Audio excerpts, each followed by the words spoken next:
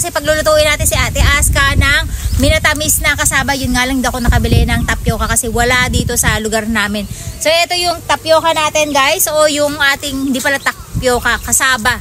Kasi hindi nila alam yung kasaba dito guys, kaya sinasabi ko palagi ay tapioca. Ito yung pinaka kamote nila. Lulus natin yung kanyang lupa. Ay puta, naano ko yung kamote, natamaan ko. So titingnan natin guys kung may laman to, kasi gusto ko magmerienda ng kamote. Kaya lang may area kasi na matigas, yun yung natatapak-tapakan ko pag pumunta ako doon sa gitna. So dito kailangan natin ito igsian. Hindi mo gagamitin yan, taas. So, kore uweru. Mada tsukaeru no? Uweru. Do yatte? Tapos ito guys, yung ating special tool na ginawa natin. Ayan kung makikita nyo. Pang ano lang siya, parang panlock lang siya ng gate, diba? So yan yung ginamit ko. And then gusto kong magdagdag pa na isa sana dito para every time na kinakailangan natin mag-adjust, meron siyang dalawa. So ang gagawin lang natin guys ay ayan.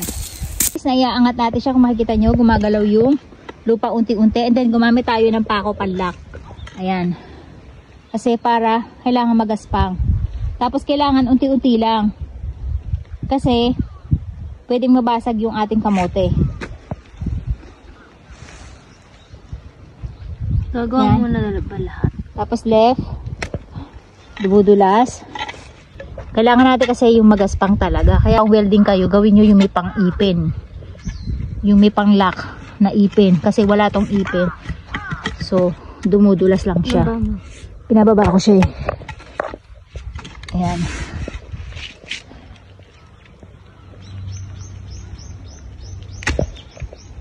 Ito si Ate Aska pag bubunutin natin.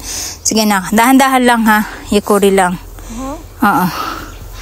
Migi hidari mitai na. So. De, その時ね、これもここに持ってきて。So, twist mo siya nandito. Mo ikay koまで. So, ayan. De, yukuri agate.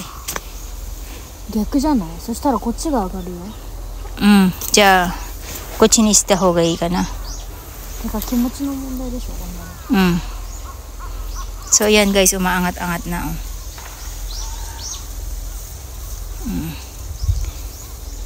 Kaya kailangan natin ng isa pang ganito dito eh. Para may puwersa. これ切っちゃったの？そういいよ。そう。おお、いいんじゃない？すごい。で、ここもすごい。Ang konti lang ng laman niya, guys. Kasi tingnan nyo, oh, ganyan ang pagkakatanim ko, baon. Hindi siya yung ito lang napa-island sana. At least next year, lesson learn na tayo. Ang galing na Ate Aska, oh. O, diba? Alam mo na ngayon kung paano mag-harvest ng kasaba. Ganyan lang ginagawa ni Mama. Ayan, guys, tingnan nyo, ang lilit nila, diba? Kasi ibig sabihin, kailan lang lumabas yan. And then, ito, yan yung mga nauna. Kasi ang pagkakatanim ko dyan, guys, ito, oh, pahiga siya. Hindi siya pa-island. Binaon ko talaga tong buo. Kaya, ang nangyari, tumaba to. Which is mali yung pagkakatanim ko. Dapat ay pa-island. So next year, pa-island na tayo magtatanim. So ayan guys, yung ating kasaba na nahukay na ni Ate Aska. Diba? Tantang. So yun lang yung kukunin natin. Ito kasi guys, medyo matigas pa yung mga yan. Hindi pa masyadong masarap. So yun lang guys. At uuwi ni lola nyo. Tayo pala, hindi lang ako. So ayan, meron pa tayong 2, 4, 4 na piraso na lang ng puno. Kailangan ma-harvest na natin yan guys bago umulan ng yelo, kung di magiging frozen na lang sila. At meron pa nga tayong mga kamote doon, no. Next time si Ate Aska kasama natin mag-harvest ng kamote. So ayan guys, yung ating minatamis na kamote. Nilagyan lang natin siya ng asukal at vanilla. Hindi tayo naglagay guys dito ng sago kasi wala akong nabilan. Kanina naghahanap talaga ako ng sago para kako dito nga. Walang tinda dito sa lugar namin. So ayan. And then dito naman guys yung nilaga lang. Kasi gusto ko lang talaga guys yung nilagang kasaba. And then sausawan nyug na may asukal lang. Kaya lang wala tayong nyug dito.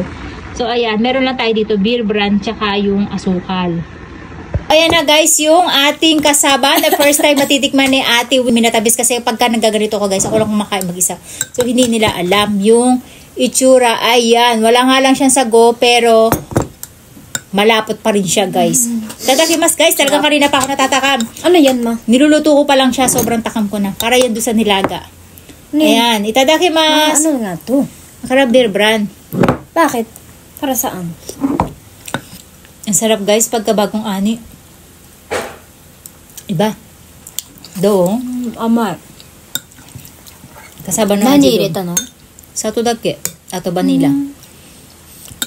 Grabe, guys. Chawase. Ang saya-saya. Sarap ako, no? Sarap pala ng dilaw na kasaba, guys. Kasi kahit bata pa siya, guys, napakasarap niya. Maligat. Kain tayo dito ng bear brand. Pag gusto nyo mag-gan. Yung iba kasi, guys, nagre-request na lagyan ko daw ng gata. Hindi kasi ako mahilig sa gata. Mas gusto ko yung nalalasahan na kamuting-kamuti talaga yung lasa. Harap.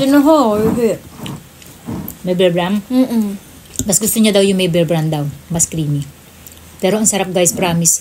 Naalala ko talaga nung nasa release pa kami. Yung talaga naalala ko kasi tuwing umaga yan talaga yung pinakakaabang-abangan ko. Yung kasaba tsaka merienda. Yung kasaba. Grabe, ang sarap.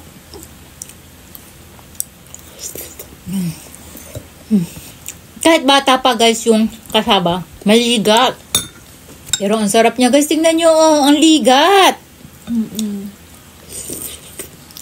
No need ang tapioca. Ubus na ni ate yung kasaba niya.